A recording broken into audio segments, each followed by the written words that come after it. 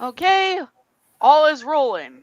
Hello, everyone. This is I, the Dragon Lover 95 here, and I have a guest with me this time.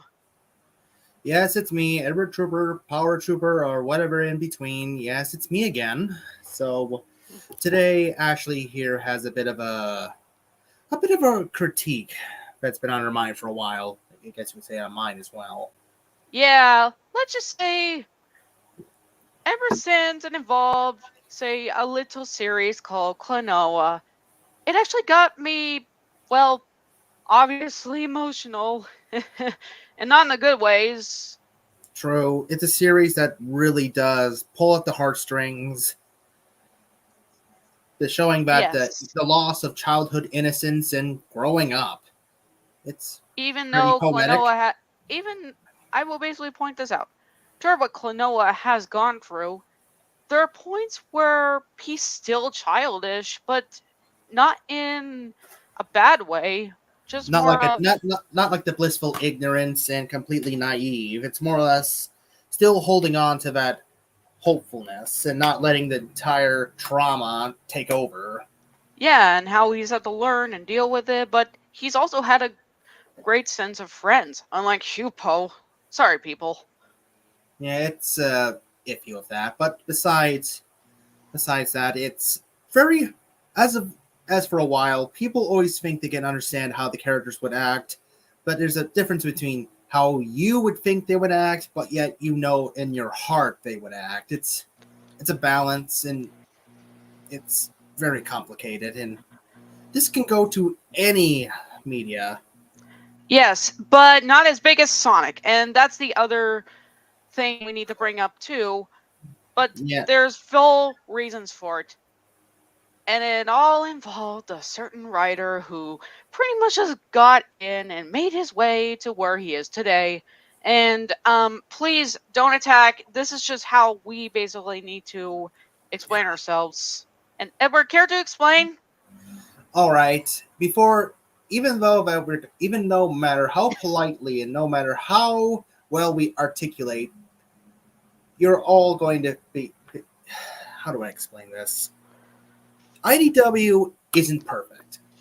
We can agree with that. Yes, it takes a lot from previous generations of Sonic and mashes them together in a way, but at the same time, it's It's not the basically very games. mediocre. It's very mediocre. It's not even like the games. The characters are just, well, let's just Character. say there's some that could have potential that should have been done better or downright assassinated.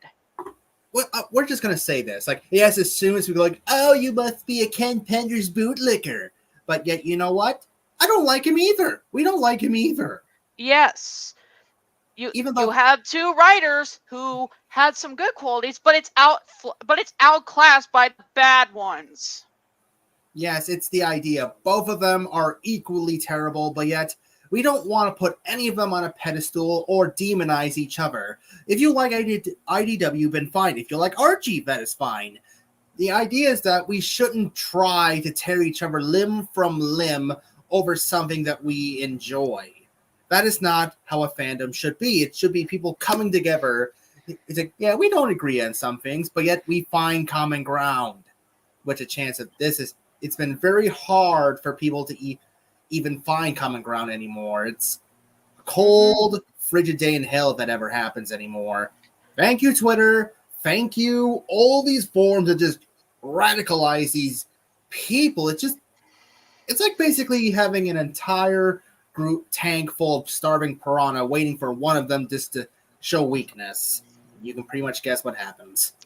Well, I'm just gonna basically just say this. I am glad I don't have Twitter, nor do I think I will ever will because of all the things that'll happen on there. So I'm just happy for where I am. Thank you, Tumblr. Yeah, it's ironic that Tumblr is now the least toxic place now. Yes, now it has a freedom of art that's actually healthy. It's ironic. Back then, people Yes. used to rag and joke about Tumblr, but now Twitter's taking its place. Yes, and Twitter is no longer makes sense because now it's an X, like it's a member of the organization 13 or something. Twinrix, or whatever they would pronounce it, because you know the whole naming scheme. It's like, Yes. I am no longer Twitter. I am Twitterix. It's like, what? Yeah, I'm still working on the whole nobody name. Yes. Anywho's, when it comes to like the story of IDW, it makes you wonder just what exactly are they trying to go with? Just where are they taking these stories and characters? In fact, don't you think that perhaps maybe they could have spread out a bit more rather than just rush things or force things? Yes, there's something called pacing. Something we don't really have anymore. We all have this sense of got to get to point A to point B, point A to point B. We got to go, go, go, go, go. But yet sometimes it's either going through sheer molasses or it's greased up like a pig. Jeez, games like Sonic. Oh, jeez, games like freaking Sonic Unleashed, the Seven Rings, and Black Knight had their sense of pacing. But I guess it's the idea. But yes, they say like, but it's better than ever. But at the same time, it's not. We can huff copium all we want, but at the same time, it doesn't take away that it's not good anymore. It's not perfect. The fans actually know what they're doing. Yeah, ironic. The thing is that fans actually have something that these current writers don't have anymore. It's been passion, passion, love, actually contributing with each other and having a sense of community. Writers nowadays are just like, just the sheer absolute hubris in thinking that I don't need to appease any of you. This is my story and my story alone, and you deserve nothing from me. You should be lucky if I even acknowledge your existence. And I'm like, I can imagine Sonic being like, you say that, but we all know you're going to fail eventually. Now, if you excuse me, I'm heading off to the ice cream parlor. For me, it's... even talking to us right now, I can already feel the fan base already mobilizing, ready to tear us limb from limb. Because, like, how dare you hate IDW? This is the pinnacle of what Sonic has never been more popular in years. Or the whole thing. Or the whole, it's just for kids. Why do you care so much? And then why are there some dark topics and dark themings in that comic? That's not really kid-friendly. Extremely dark to the point where it's like, how is this even appropriate? And remember in Archie where they actually killed off characters? Those were times. Yes, and a lot of times it ends up being so forced that it feels almost vindictive of the writers just wanting to do it out of spite. That's all we have nowadays. Just these spiteful, angry, vindictive, egotistic assholes in charge. Sorry my language, but it's just aggravating that these people are in charge of everything, and yet they go out of their way to gatekeep. Pretty much. People that actually give a holy damn. Can we go back to what we were bringing up? All right, I think we've already messed around that cam work. Yeah, basically that basically just sums up as best as we could. Anyways, the thing is, I thought that IDW would have actually improved or something because I was kind of interested in seeing where some of these new characters would go. But let's just say how the story centered around certain characters and such, I get confused or I get rather annoyed. And just where are we gonna follow with this? Just it usually one problem is even though some of them say we don't like using Deus Ex Machinas, lo and behold, we always get everything fixed up with a Deus Ex Machina. Oh, and not to mention always with the Avengers trope. Always that Avengers assemble. Sometimes things don't always work out. It's like, but Sonic always has to win. Like, well, if the hero always wins, then you know how the story is going to end. Dude, just look at One Punch Man. We all know how that turns out. But at the same time, they find a way to make that interesting. For one, he doesn't like being overpowered as hell and is looking for a true challenge, even though Yep. he can literally atomize an entire person with little but a pinky of his. And yet, but in this, it's no, you know how it's going to end.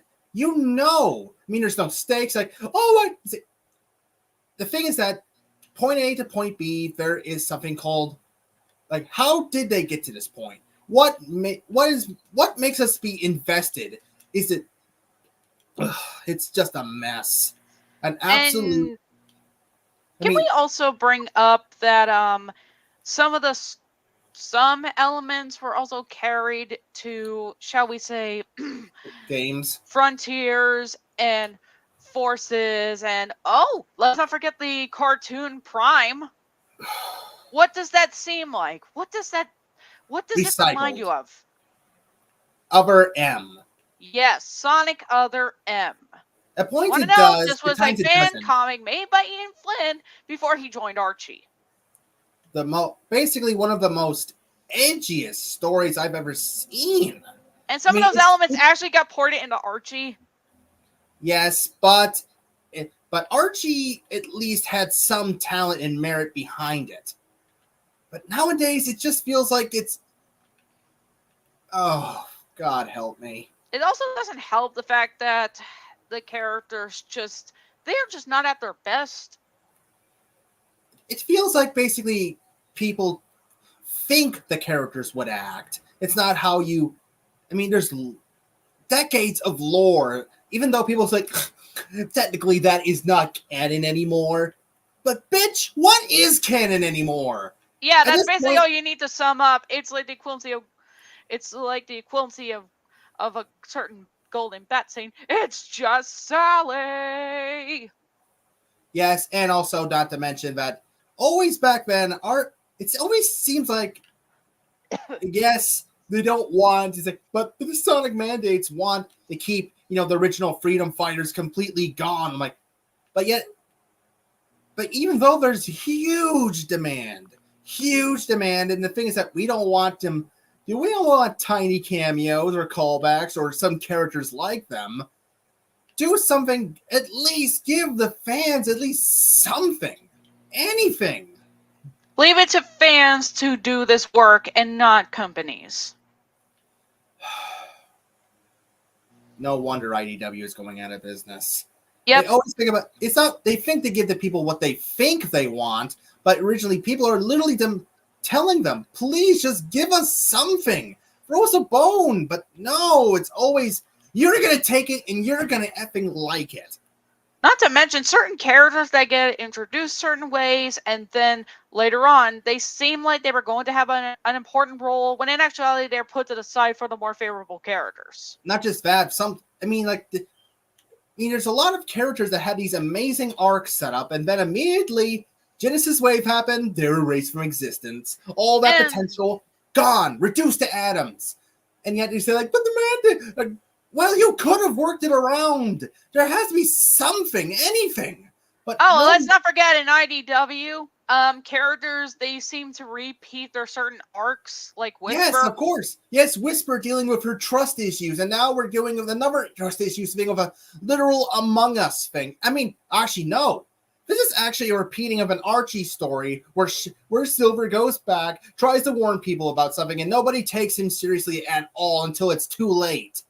And he's like, why didn't you warn us? I've been trying to tell you ever since I've been here. They also pretty much screwed Silver's they also pretty much just made it too forceful. You guys really are stupid. But also, they forgot this little fact. Whisper's mask records things. Yes, but I doubt that they're gonna bring that up, and then somehow it's gonna end up being wiped or some sort of thing until it's always gonna follow. Among Us at least feels like it has a better story than this, and it's usually the stuff. But at this point, I would rather watch a playthrough of Among Us than read this comic. Hey, at least you get some comedic things going on. Yes, yes. I mean, at least that wouldn't be so meme filled. Meme that goes to the other project. IDW or Sonic now relies too much on memes and internet culture.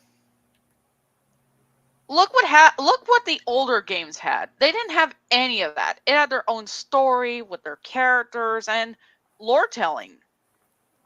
But it's just all we get now is just the same story, the same plot, the same tropes over and over and over again. I'd say the last time Sonic has ever done things that never involved memes was Black Knight.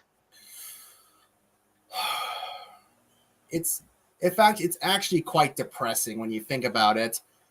It's like, and yet you're gonna keep trying to gaslight and go, but it's for children. Why do you care so much? Get a life. Like, well, why do you care so much? Yeah, good point. That could be thrown back at you. Like, why do you care so much? Why?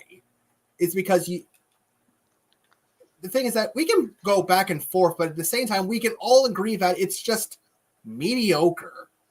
I mean, it hurts to admit it, but it's true. It's just, as of late, Sonic is just not Sonic anymore. All we get is just it's basically an imposter Sonic. Yeah. This is not some sort of argument for classic or modern Sonic. We're looking for something that actually feels like it's not just trying to appeal to old fans, maybe appeal to all fans. Fans that actually grew up, other fans that just got into it, but it's organic, but we don't have an organic form anymore. All we have is just this regurgitated story written by people that are just out of steam, out of chug. If that makes any sense. Yeah. Maybe it's time to actually try to expand out. Bring some new blood in. You want to know what I also need to bring up that's also had their sort of a character assassination, but it's only with a fan project? Yes. Klonoa. Ugh.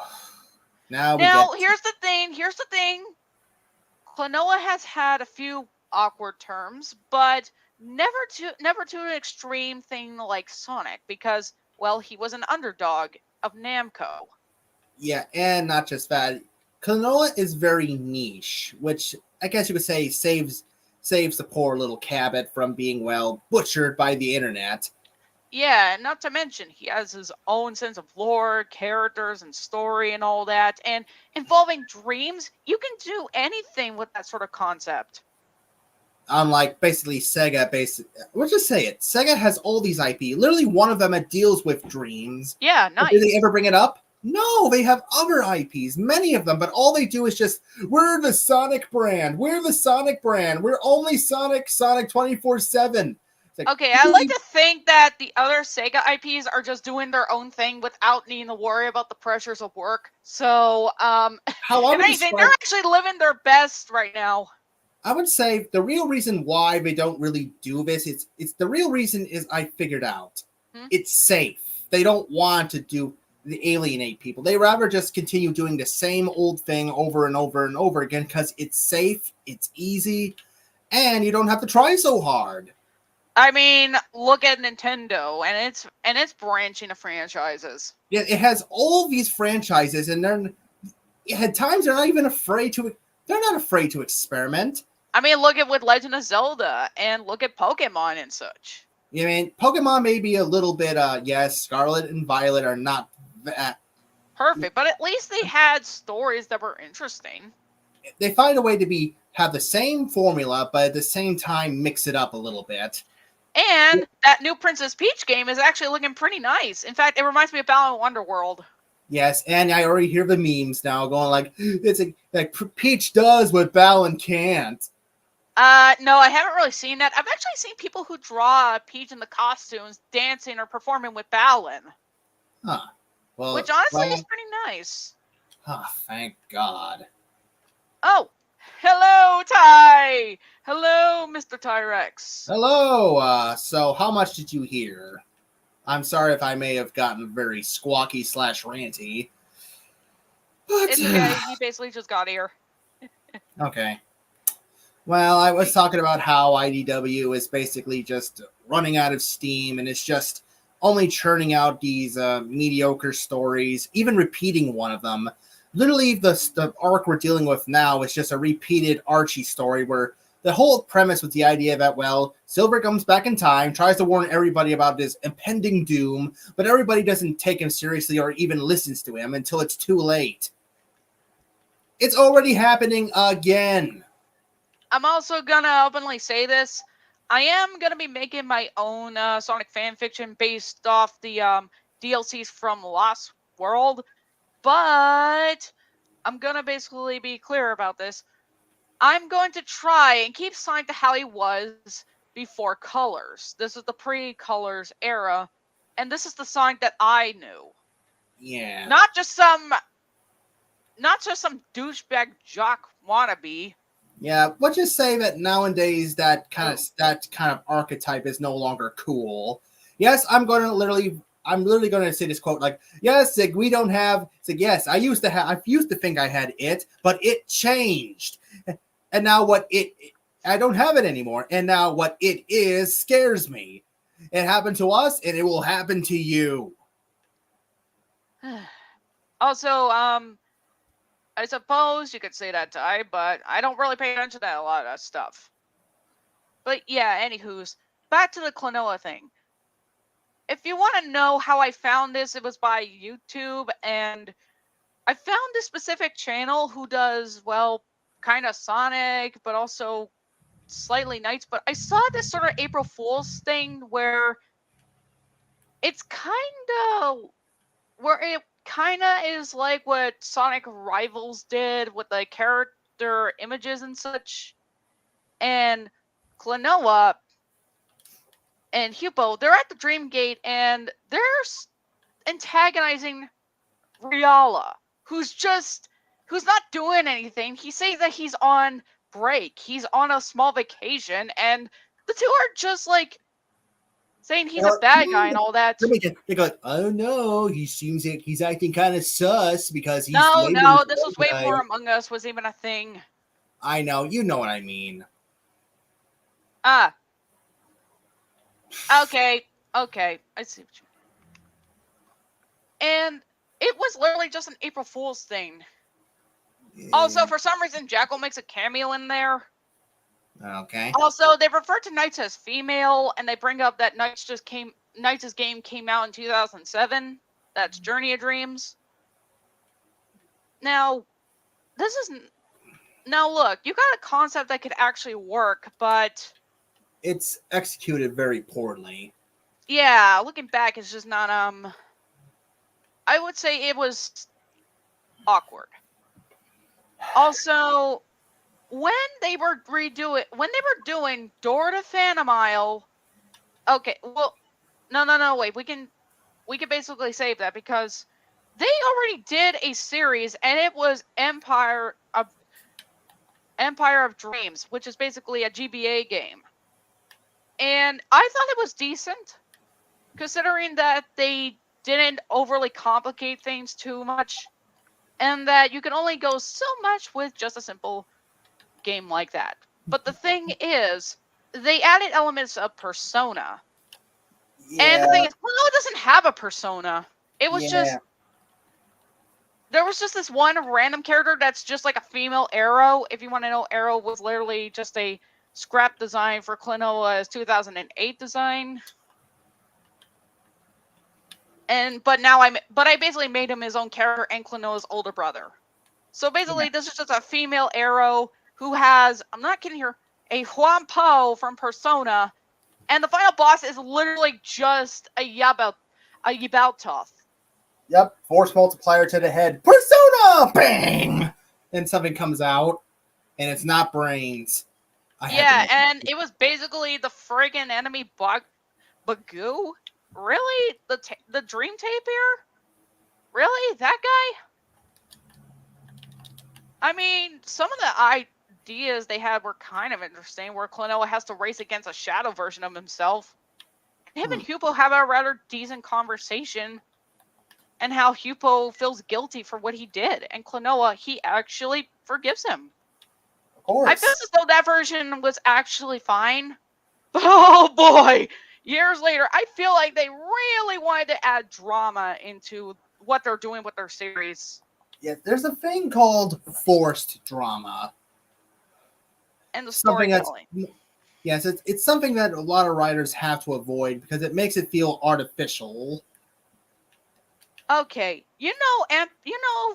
Door to Phantom Isle. It's basically the standard story.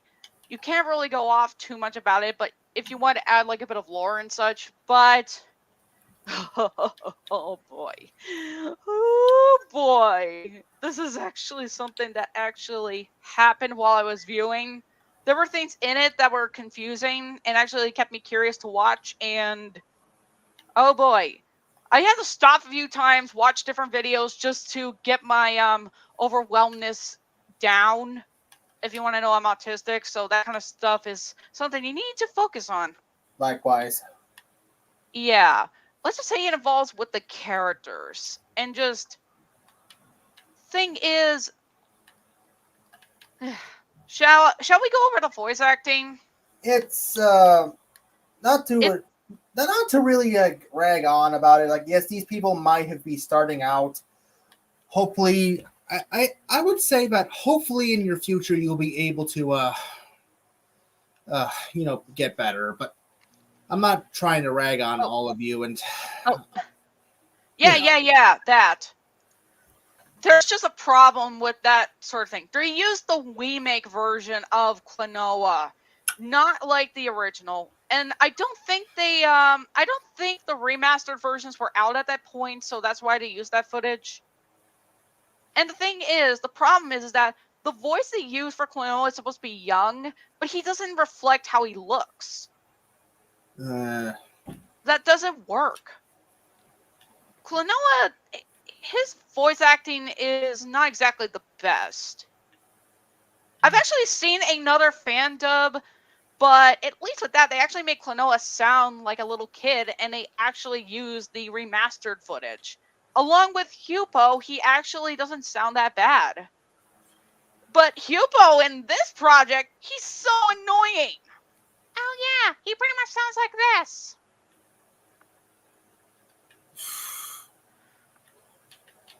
Why would you want that as for your character? Yes, there are some characters that have that kind of annoying sound, but people find writers or creators find a way to make sure they balance it out, where the character sounds annoying, but it's balanced out and used sparingly, or to the point where they literally want to tear their ears out. And that's something that you don't want to do. Basically, make your audience not want to listen. Also, yes, thank you, Ty. The design for his teenage appearance is more fitting for the second game because he's a preteen. As for other characters, some were just, they did their parts and such, but Grandpa Jeremiah, yeah, that's what I call Klonoa's grandfather. I call him Jeremiah because it sounds like a more fitting name rather than that weird Japanese name they gave him. And we get, there's just one problem with this story, is the flashback sequences. Edward, you care to explain it? It feels more like one of those, this is original the character. Do not steal. No! Here's something that needs to be addressed here. This is supposed to say, oh, Grandpa, this was like 80-something years ago, and yet he sounds and behaves like like Adventure Sonic, and he has like a Sonic hat, and he's teamed up with this anime girl and it just feels Infinite. Very forced. Yeah, Infinite. And it just plays out like Kingdom Hearts a bit. Yeah, like Birth by Sleep or something. Yeah, it doesn't really fit. Like usually, and also crossover usually less is more in a crossover because a crossover complements. This feels more like a congested. And there are at least 3 specific characters I have an issue with. Those being Lafiz, Joka, and Gaudius.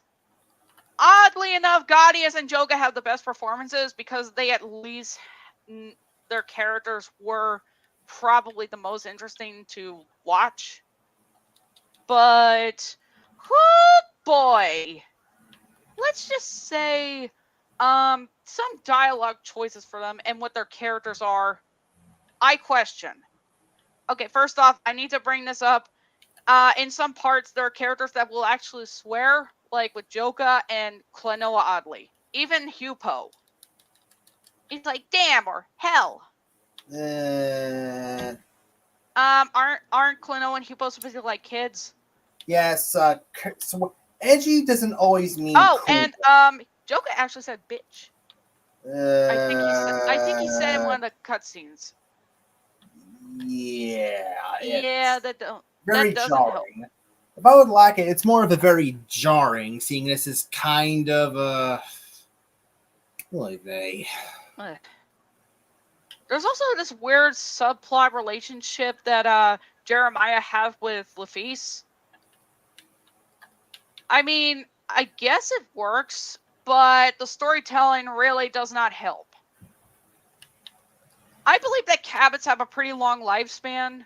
Yeah, and they try to say that you only have a few years to live. But we aren't there yet. We are not there yet. Oh! Let's save that, okay?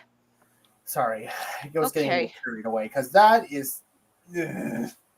Okay, we're going to go with Joka, because I think he has the least problems. Joka is Joka. But when we get to, like, the final area with him, it's revealed that he was Jackal the Nightmare all along. Jackal the Mantle from Knights, and I push X to doubt. Yeah, because it just feels very forced. Like, did you? It's like, oh, the twist! Like, but the twist. Also, they actually changed They changed certain characters, just a few, with different color swaps. Joka now has a black mask instead of a white mask because it shows that he's Jackal or something. Okay. And Lafiz has more tannish skin. And their eyes are a bit more humanoid. I mean, I guess that's okay. But, yeah, Joka, let's just say he's not the most offensive when it comes to characterization. I thought he was fine. I don't believe he's Jackal. Yeah, it just doesn't fit. How do you make a mantle who's literally a fortune teller, who literally is invisible, to a freaking magician clown fella who basically killed an elderly Cabot? I push X to doubt for that. Yeah, that story bit just doesn't make any sense. And then there's Gaudius. If you thought Joka made no sense, then Gaudius, let's just say, is a completely different species of his own.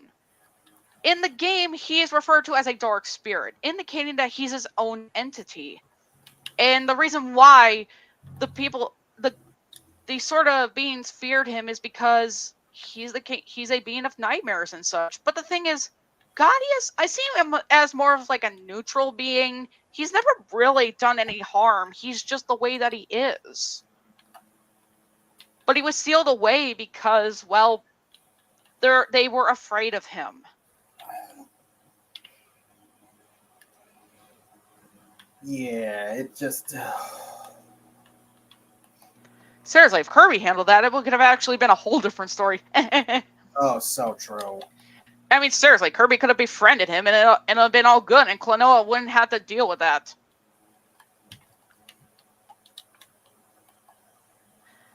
Yeah, ironically, that would have been more funny. Yeah. Or sweet. Whichever way, it's Kirby. The power of friendship conquers overall! And Joka would find him rather annoying, but also confusing. Yeah. But in this story canon, this is this project's canon apparently. Gaudius apparently is a nightmare who pretty much had taken the 580 for him to exist within this world, and the past visitor, they basically gave their life and such, or at least passed away or something. I don't know. And is basically a protector and guardian to this other girl who they pretty much are kind of partners slash in a relationship of sort, but he refers to them my lady. I Milady. but here's something that needs to be addressed. There's something I need to state about this. The design they made for Gotti it's literally just a redesign of Riala, just without the mask. Huh. Literally, if you look at that, just whew. I mean, he doesn't sound that bad. I thought he was fine. The thing is, they make him a tragic villain. Now, there's something wrong with doing that. It's just the way that they handled it. I feel as though it kind of was overly done. Ever care to say your opinions about that? Well, it's kind of the idea that it could work, but it's more like the idea that it's execution. Execution is what makes a story good or bad. Good execution will cause a story to, well, be memorable, be like, oh, that really works together so well. Bad execution be like, that was, pretty rushed. And wasn't utilized well. It's like it's a way to keep a story flowing and having things put up and then actually utilized later on. Yes. Also, here's something that really just drove me to just really not like Hupo and his entire group as a whole in this continuity. And it involved with what Lafitte did. Here's the thing. Once she did the Song of Rebirth, apparently Gotti and his partner had chosen to disappear. Whereas it says, oh, someone random would be the one to disappear. Gotti has basically explained that bit. And here's the other thing. Lafitte is grieving because apparently she had a sister that was killed by, not kidding here, a member of its old squad that literally is supposed to be like the Zigbar or something. Who also gets killed off? This is why you don't do this sort of crossover and such. It says, "Oh, I'm infinite." There's too much to keep track of. 2, there's too much to basically utilize, and 3, you have to make sure it makes sense. But by the way, they actually named him Genesis for some reason. Just call him Zero. Just call him like Zero or something. Nothing generic. Oh, so edgy. Moment, please.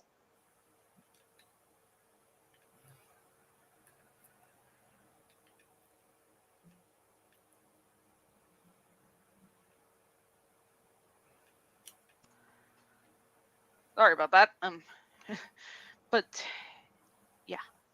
But yeah, the sister was killed. She was going through grief of sort, and she somehow blames Gaudius because, spoiler alert, apparently the people of Crest are secretly evolved Nighttopians. Okay. Like advanced Nighttopians? I don't get it. I guess we'll get to that bag of worms later. It comes to the idea that all these worlds are connected in some shape or form, but because dreams. Then sometimes some things don't need to be connected. Some things don't need to constantly be threads, but yet it just overdoes everything. Yeah. And Lafitte said that she wished that it was Gaudius who vanished.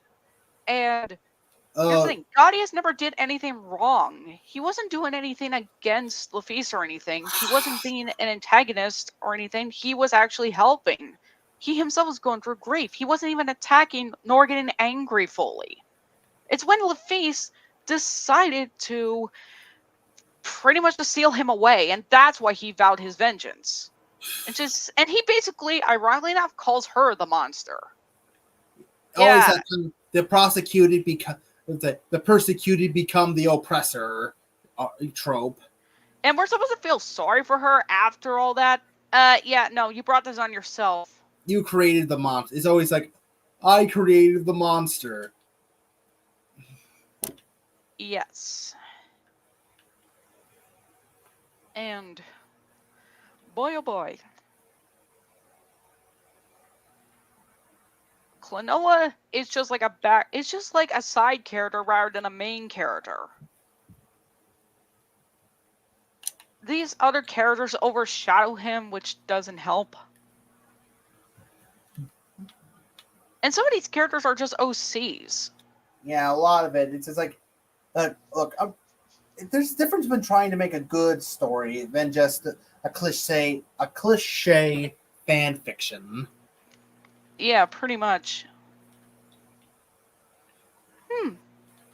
Really wish you the best of luck with that, Cole. Yeah. But yeah, that story just made me have a lot of emotions that were not good. And it also did not help that with Hupo's reveal that Klonoa was a dream traveler. But here's the thing. The It gets biggest worse. biggest FU is that Klonoa apparently is a Project Shadow wannabe or a clone snake. And also has a very, very limited time span, saying Yeah. that you only have maybe a year to live. Because he's a clone of a character. And here's the thing about Empire Dreams. They continue that story.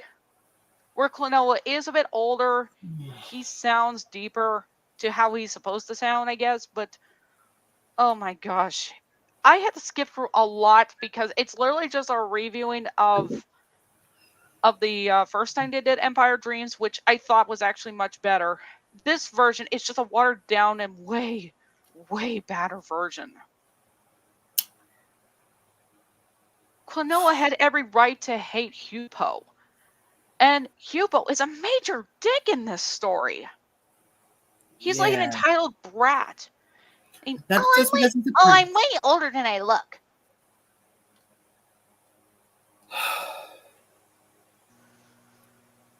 And during one moment where Klonoa and Hupo, they get to a river,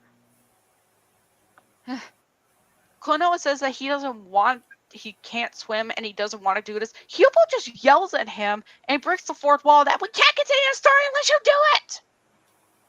Oh.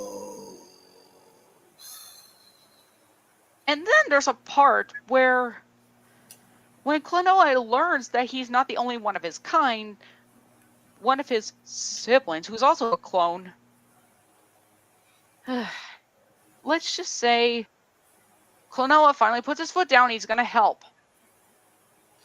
And honestly, I'm sorry, but Klonoa, why do you want to be friends with this guy? He clearly is nothing more than a brat who says, I just wanted a friend because I was lonely. Yeah, well, why are you treating him like he's basically nothing more than just your coworker? Yeah, it comes off the idea that with friends like these, who the hell needs enemies? Seriously, I never thought I could hate Hupo even more, but now I do. Oh, also, it gets even more confusing. Apparently, the dream goddess from Sonic Shuffle apparently is the leader and is Hupo's real mother. Okay. Oh, and not to mention, her character's even worse. Or is just as bad as. It's like saying, oh, so the people of Crest are just nothing more than racist to nightmares. Basically, it's like, oh, the apple doesn't fall far from the tree, now does it? But Hupo basically rebels and he goes to Klonoa because. But then there's this plot hole where it's like, but if you go out there, you'll be exiled and you'll die. Well, why didn't you make that clear? Yeah, I'm not really. Oh, and here's this stupid bit. Apparently, a piece of Jeremiah's DNA went to Klonoa, so that makes him his actual father. Yeah, that's even more confusing, if not disturbing. Seriously. This Dude, this makes Shadow the Hedgehog's origins look a little more clear.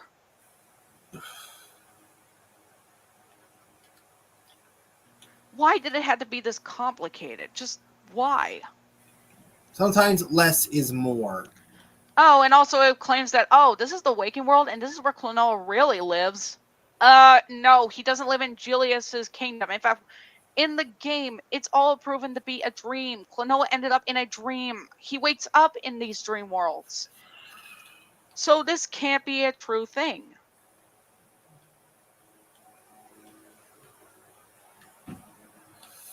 I also saw some of the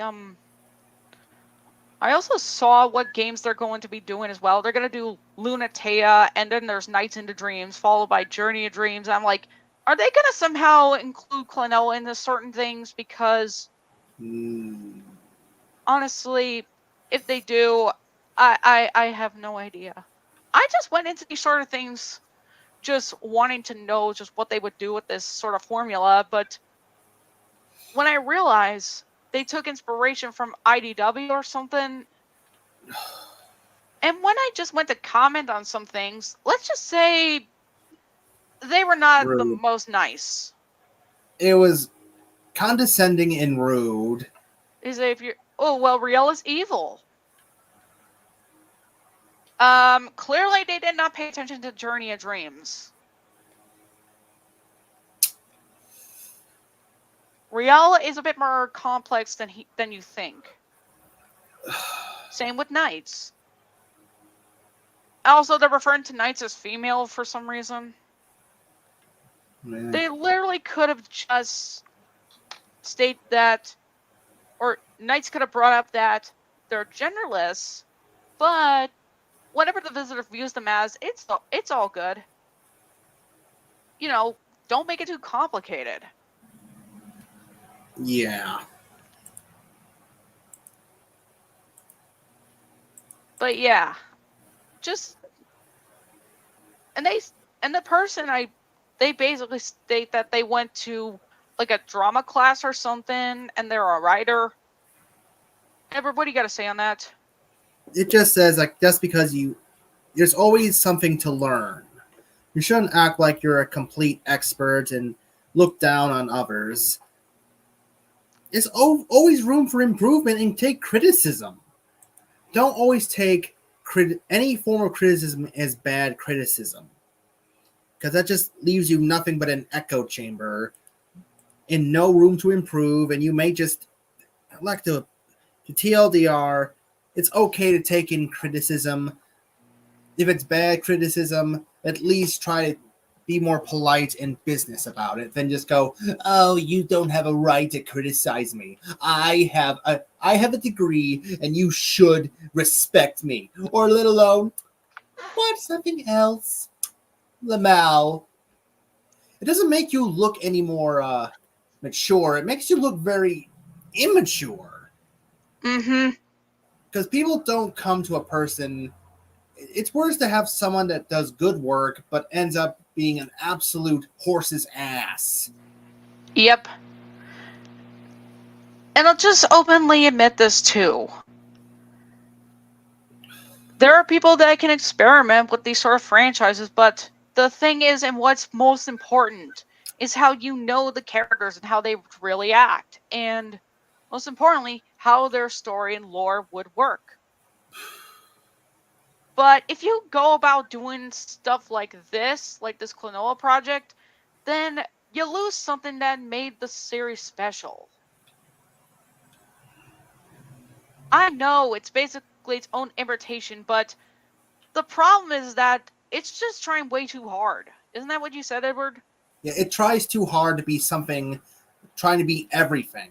And Door to Phantom Isle is not exactly a long game, but it feels like that certain flashbacks could have been handled a bit more better. Like they could have lasted a bit more, or Yes, maybe have Klonoa have a bit more interactions, but he doesn't have many interactions.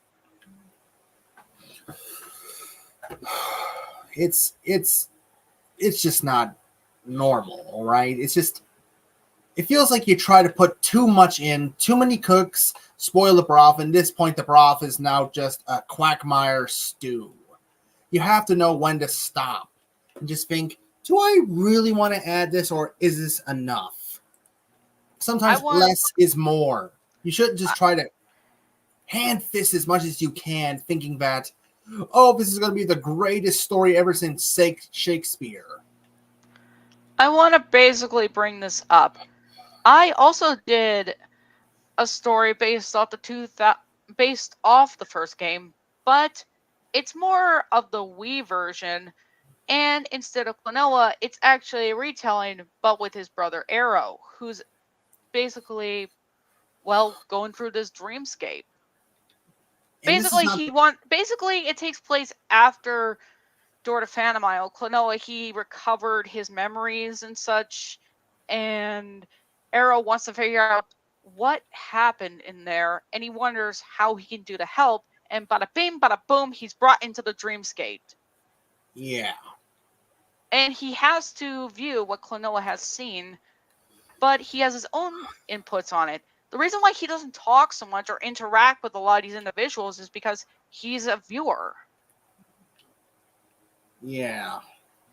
But he does have some interactions with Hupo, and the strangest enough, he has some slight interactions with Joga, and notices with Gaudius, and even Lafice, because they themselves know that Arrow is not Klonoa. They could tell he's different. Mm-hmm. Plus, Edward, let me ask, when you were reading that, what did you think of it? It just felt very, very forced. Too much being forced in at once. What? No. I mean my story. Oh, sorry. Well, at least you took your time to think it over and not try to think, what could I add next? It's more like you already know what you have and you're just working with it. Edward, Maybe, you're glitching. sorry, is it working now? Yes. Like I was saying, you found a way to balance it out. And what did you think of the characters I did? They made sense. And Arrow as a character? Well, you found a way to make him not feel like some sort of Mary Sue or Gary Sue, or just some sort of, look at my unique character. You all should enjoy them. You should all worship me. No, you just made him a character and that's it. Not some sort of self-insert, not some sort of power fantasy. No, you did something that's lore friendly and most of all, enjoyable, organic, something that feels like, I actually want to know what happens next. Well, if you want to know, I gave him sort of like a mixed character with Sonic and Sora. That should give you some input of what he's like. Yeah. But what about some of the more tense and dark sequences I put in that story? Well, they didn't feel too forced and not too out of nowhere. At Like least, that moment where Arrow, well, when he's out cold. yeah. And he had some encouragement from Guns. Yep. There was a reason for it. It's that sort of brotherly bond that's still there somehow. Yeah. And the interactions he's had with Hupo, how did you think that was handled? Well, it made sense. It was understandable and not completely like, how dare you? It's like, it's very organic and even though they're not human, it's very human. And how did you think I handled Hupo's character compared to that fan project? Well, he wasn't annoying. He actually felt like an actual character, not some sort of allegory. Plus, the fact that I actually made him care about Arrow's well-being and how guilty he felt what he did to Klonoa. Yes, that's the idea that some things are just not easily fixed, but at the same time, I guess you could say, I can't really say anymore because I can't really think off the top of my head. All I can say is that you are willing to take criticism. You're willing to actually try. Well, And that here's the funny thing. I did it myself. I didn't really get a lot of that. People just really like the story. it comes to the idea that it comes from the idea of who's writing and how it's written, and I guess it's the idea that you have people need just to know take criticism. Yes, this is your baby. It's similar to how a parent would go nuts saying like, "How dare you insult my child?" No, this is not a child. Yes, you can treat it like one, but at the same time, you have to know that don't take it personally. There's an idea of taking it's not an insult, it's a chance to improve. Yes, just because you may have things, ideas, and all that, you're not perfect. Nobody's perfect.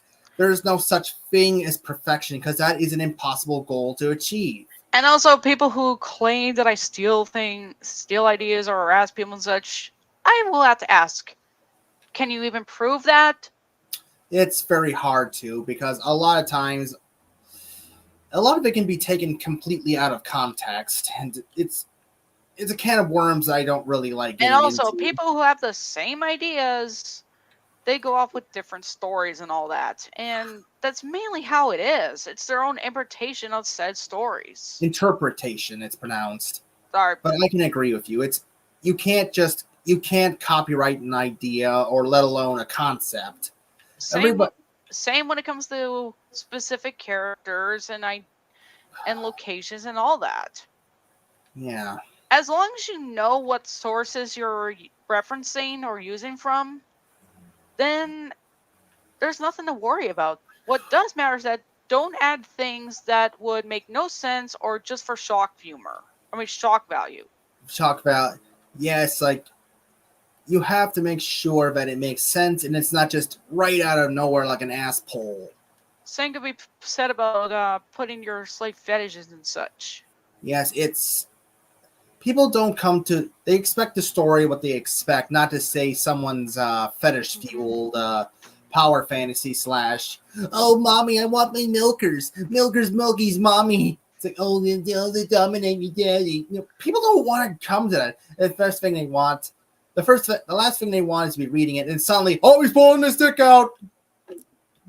Ugh. I It's uncomfortable.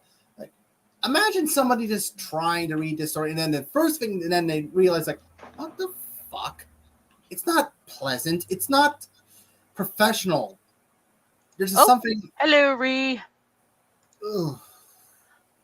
Yeah, but if you are someone who's confident about your work and you actually take the time to make sure that everything's looking right, looking very promising, and the story is going at a decent pace, I'm gonna say then nothing to worry about. it's better than having something professional and end up writing a sonnetu.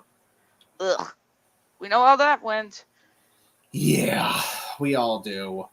Oh, by the way, another Taibo Klonoa story I crossover is actually based off an RP me and a friend were basically doing, and this is before I got axed off from the DA. Not that it really mattered. I was actually planning on moving to other sites anyways, which don't worry, I'm doing pretty good. Yeah, I have my stories and all that, and most importantly, well, the crossover is still there, and I'm able to access these and pretty much just put them on the stores like Wattpad and fanfic.net. And also, there's an old saying: if you don't like a story, then don't read it. Don't look at it. Don't even think about it. Because there's an idea that it can go for either one of us. Yes. We shouldn't try to just force someone into silence because it only... The more you try, the more you're gonna fall on your face, because you can't really stop what people are going to do. Like me, for example, I've been knocked down a few pegs, but I get back up and I I got eventually knocked get to do what I down, do. but I'm back up. Oh, whatever. How does it? You get that? Yeah. I get knocked down, but I get back up. Anyways, the story I have been doing is Klonoa crossed with Balin. Yeah. And honestly, I just wanted to explore what could actually work. Of course, this was an RP me and my friend did, and I thought the idea and I liked it so much I asked if they were okay if I used this as a story, and they said yes. Which is what happened. Yeah. But Edward, if I were to ask, you have seen bits of it. Yeah, I have, and so far it's actually quite an enjoyable read. It doesn't trudge along. It doesn't feel like you're just how should I say it? There's some stories that are like an Empress Teresa, like it basically drags on for way too long, and it makes you go, "When are we going to get to the next scene?" You find a way to keep it flowing. You just don't drag. And what did you pretty much think of? And what did you think of the characters in this? Accurate. They were accurate to who they were. Faithful to who they were. You knew who they were. You didn't have to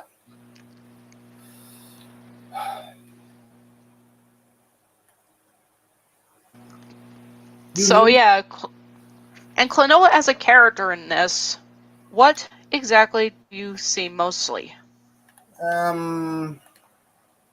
Well, it makes sense. I don't know what. I honestly don't know. It literally takes place after Lunatea's Veil. How it basically starts off, Klonoa is happy for things. He's still kind of saddened about having to leave and such, and especially with not getting any closure with Hupo. Yeah. And it just makes him wonder if he truly wants to be friends with him or not. And there's also importance with Arrow. He also has his own struggles too. Specifically, this is actually what I came up with, known as the mental block. Basically, it blocks bad or good things that you would actually remember, but you can't because something is blocking it. Yeah. And Arrow, he can't remember the good kinds of what happened on his journey, so he's a bit saddened. But he tries his best to look after his brother. Their grandfather is visiting their aunt, by the way. Yep. It is canon in Heroes that Klonoa does have an aunt. Yeah. So, yeah. Arrow, he's a teenager. If you probably would like to know. Klonoa's about 12 to 13 ish, whereas Arrow is about 3 years older than him. I like to think him and Guns are definitely around the same age, and Guns is also in the story. And when it comes to Guns' character, I try to make sure that he does not fall into the category of him being an edgelord. Yeah, we don't want him to be a carbon copy of Shadow the Hedgehog. Which people also ruined. Yes, he's not supposed to be some sort of Vegeta knockoff. Because, edgy usually means, oh, the polar opposites. Like, yes, we always have that kind of trope. But yet, sometimes tropes don't always seem to be a good thing, all right? Yeah, seriously, Shadow is not like that. I mean, and neither is Guns. Look, I don't see that as our Shadow. It's an imposter. Yeah, it's just... that's not Shadow, that's Dave, the Hedgehog. It's...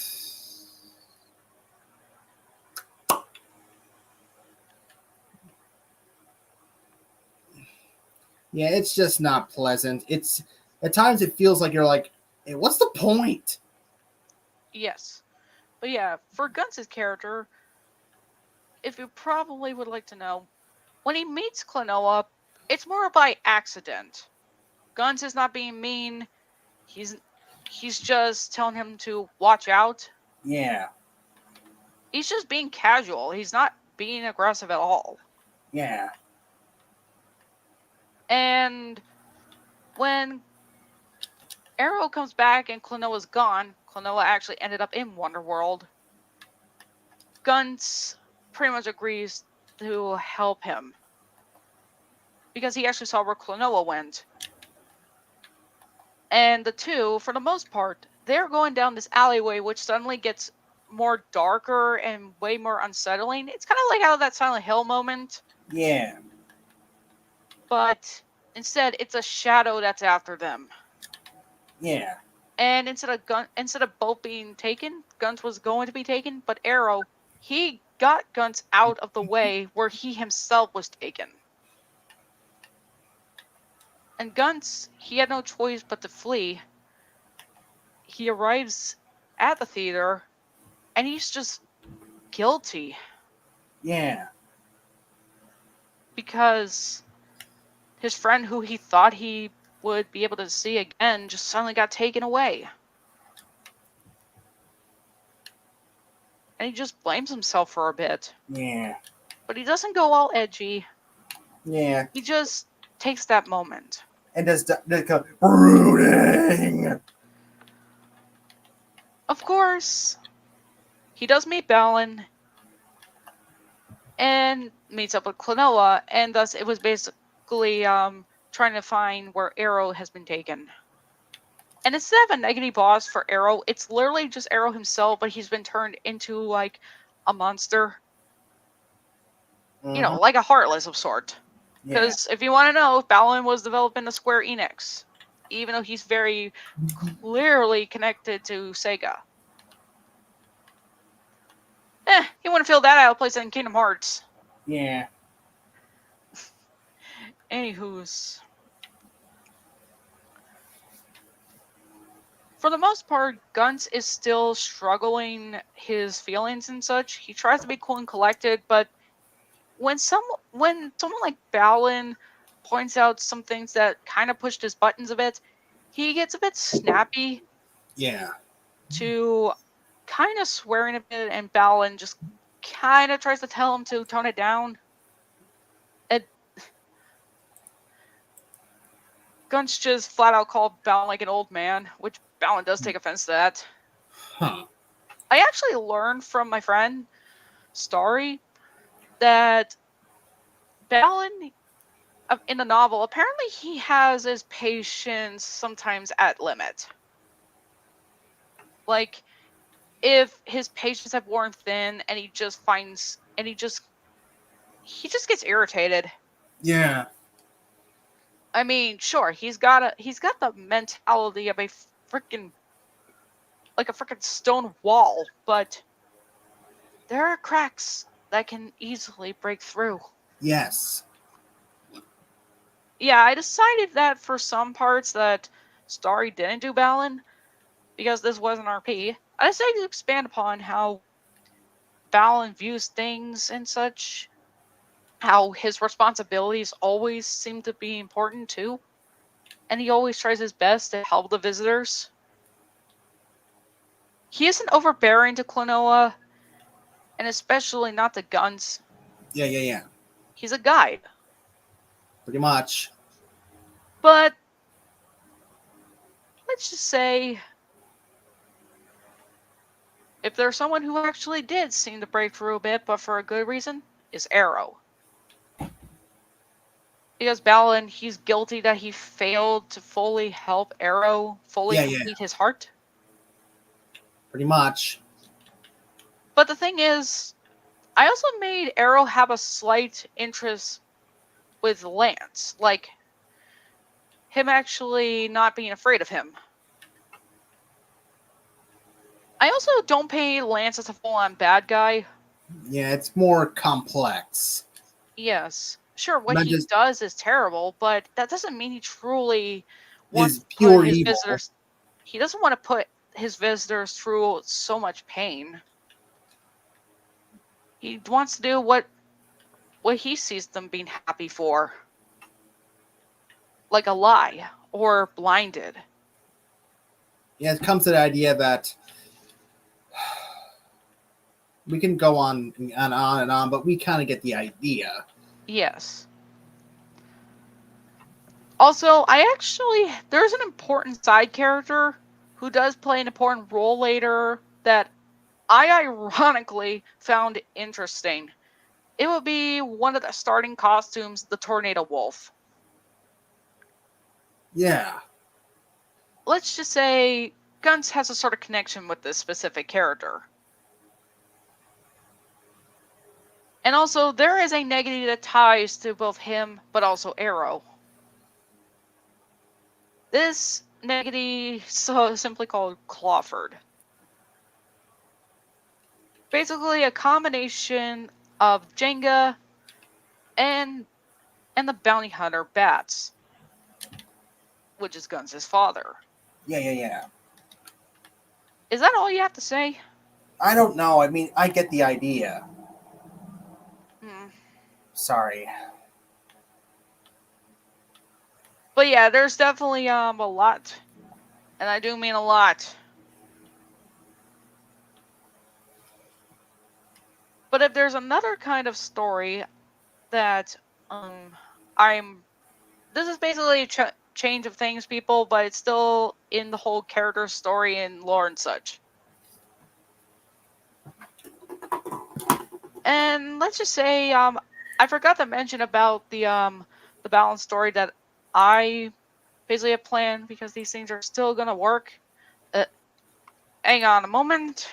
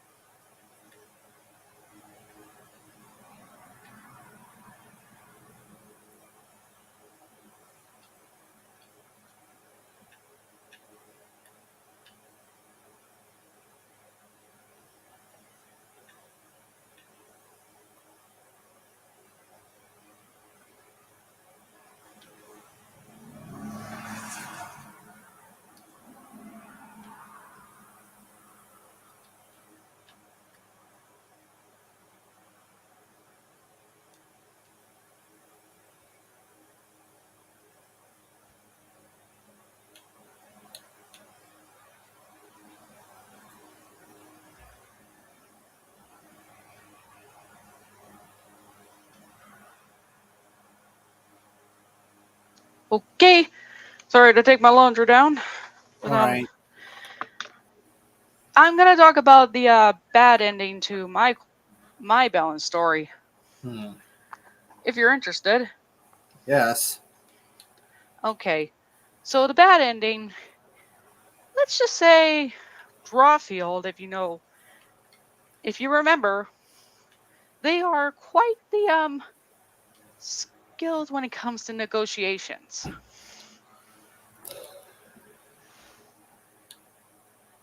Instead of having to antagonize, say, knights or Balin in any ways, they do observe from afar while disguised. All right. Then they go to Lance and convinces them that it would have been more wise if they brought the general nightmares, just to make sure that plans pretty much don't change. You see where I'm going with this? Of course I do. Now, if you guys want to know, I do basically do the self-insert, but I ship with Riala. Hopefully that's not an issue.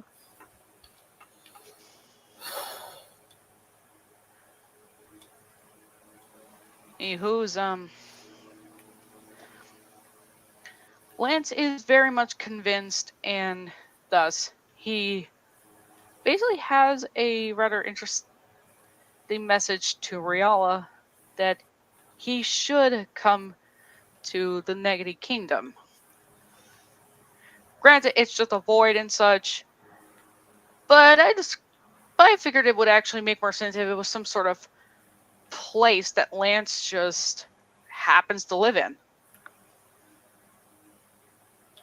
And Lance instructs Drawfield to be the escort. Thus, this gives Drawfield plenty of ammo to use and is able to convince Riala. But the thing is, Riala, he already knows about Knight and how their relationship pretty much is very complicated. But also that with Alan, because he fights against negatives and such, and he has some sort of not trusting of Nightmarens, he doesn't trust Riala. Riala doesn't have any reason to want to trust Balin. Okay. And Drawfield convinces Riala that Balin would basically make things more painful for me. And Knights would just make it worse, considering Knights has already had a rather bad rep when it came to, well, not really helping me out either. So this was plenty of ammo enough to get Riala on board. Mm-hmm. Because he's very dedicated to his craft and such. But he's also pretty protective. Not obsessively, but to a degree. Him and Lance have a pretty stable relationship. They have very mutual. They have a good amount of respect. Yep. So their idea is to not only separate the two because they are working together, but to also make sure that they're weakened. And, well, with Drawfield, his ideal is that basically have him take like the front and such, whereas, he would lure things and all that. And Yeah. Lance, well, he would be the one to keep me out of seeing what was going to go down. And Riala, he is much, much stronger. Because, just a little tad note and something that I find a little bit of, annoying. They always play Riala off as, like, equally strong tonight, if not stronger. But in the gameplay, you always seem to have to beat him rather than seeing a full and equal fight.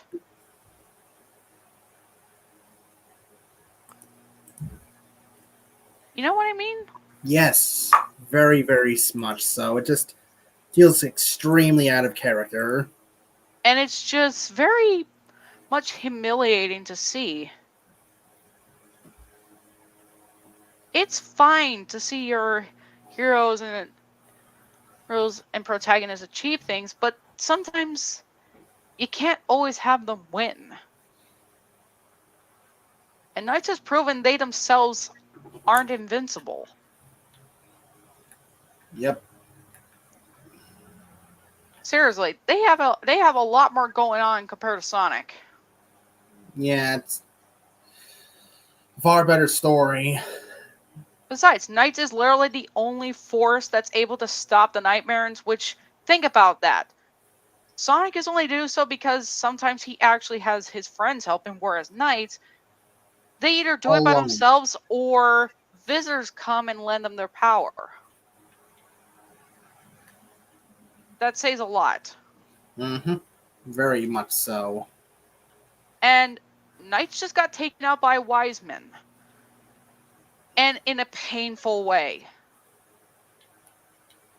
A being that's literally a god that could erase you with a little to no effort.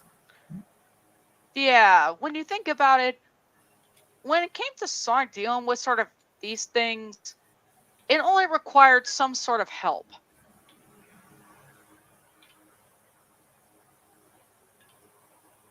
Same could be said with knights, but with this, knights and Riella are on equal terms when it comes to their abilities and all. Yet Yeah. Riella just seems a bit stronger. Yes, very much so. And Balin, he himself got the mental block. But it's more of the bad signs of it. Like, he doesn't remember being ambushed by Drawfield. He doesn't remember the things Drawfield had done. All he knows is that I was basically someone he needed to help. And he doesn't know where I am. He assumes I was still in the stage, which I was, but he has no idea where. He was weakened, not 100% at full strength. And Drawfield saw this opportunity to deal with it. By the way, did you want to... I see that Balin is, he's not closely like human. He's also his own entity being. True. He's strong, but not super powerful or invincible. Just like knights.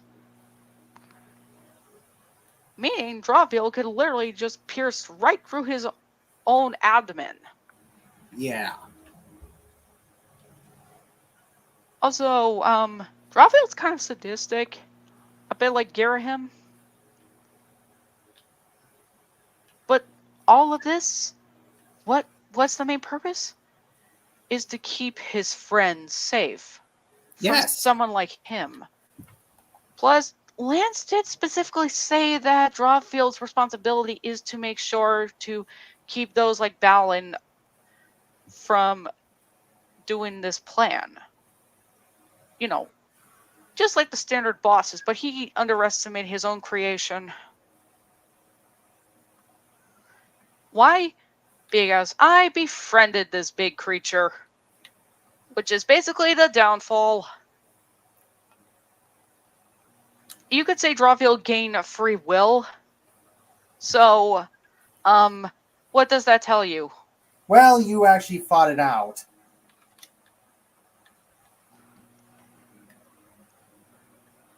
And once both knights and Balin were taken down, Drawfield imprisons them in his own stomach prison.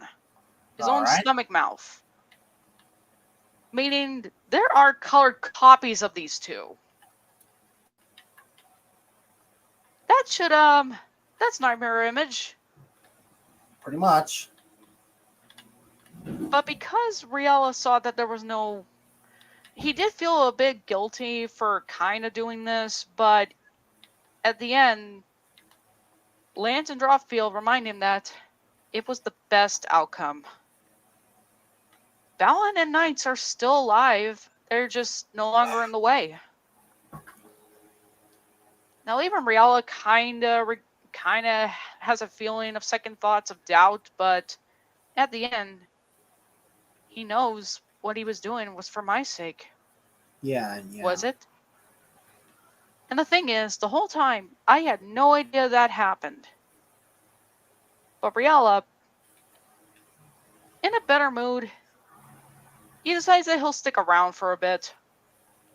States that, and Lance basically offers that I can stay. Because I'm technically awake, and hey, it's technically my stage and all that. And Drawfield will be my illegal guardian for that. So, yeah, kind of bad end, if I may say. Well, what do you have to say about that? I don't really have much to say. but But the I can tell bots, you put a lot of thought into it. You put a I lot of fig- thought into it. You made sure it was, well, lore friendly enough, I guess.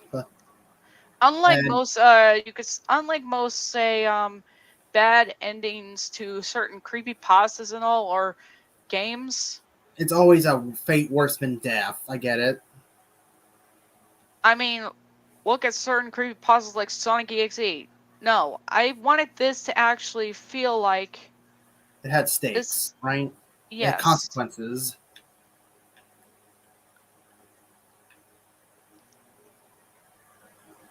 Yeah, the sort of what if outcome, and well, I did not basically wish to go with the whole multiple endings. No, it's just gonna be two. Yeah, it's rather not just put too much in. Mm-hmm. You get what you get. Don't.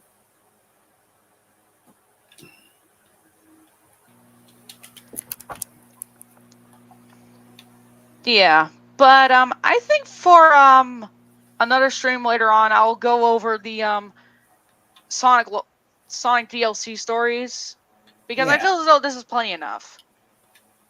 yeah. We've been. Yeah, it's almost been a whole hour.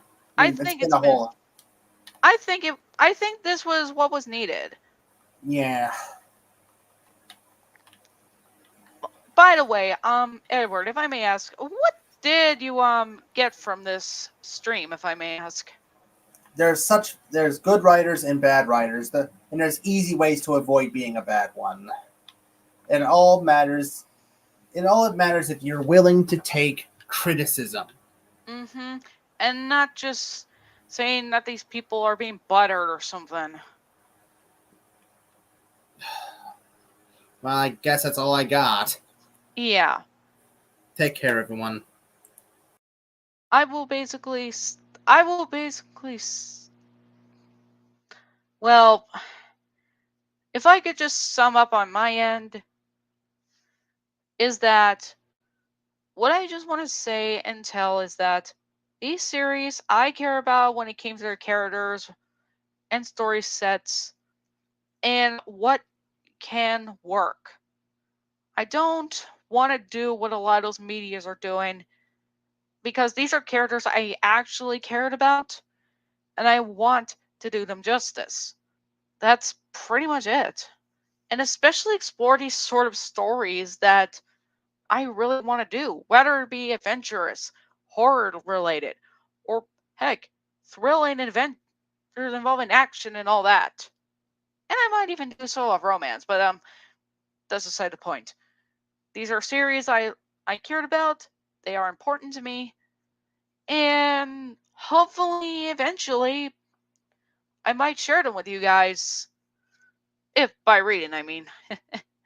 But till then, I hope you all enjoyed this, and well, see you all in another stream at a later point. Till then, later, y'all.